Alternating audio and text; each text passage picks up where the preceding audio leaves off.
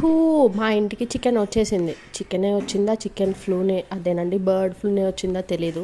But నిన్న గూగుల్‌లో search చేసి ఇవాళైతే తెచ్చేసుకున్నాము. ఎన్నో దారులు చూపించిన గూగుల్‌ని నమ్మాలనిపించింది.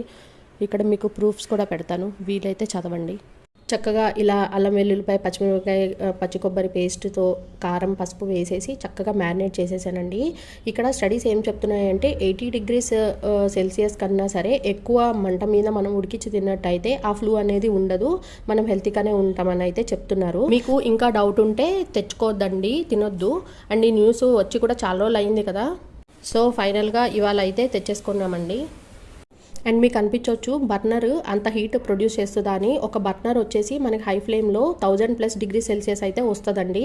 సో మనము హ్యాపీగా అయితే తినొచ్చు అని అనిపించింది. సో కూర అయితే వండడం స్టార్ట్ చేసేదాను. మీకు ఈ వీడియో నచ్చితే లైక్ చేయండి, అలాగే సబ్స్క్రైబ్ చేసుకోవడం అసలు మర్చిపోద్దండి. బాయ్.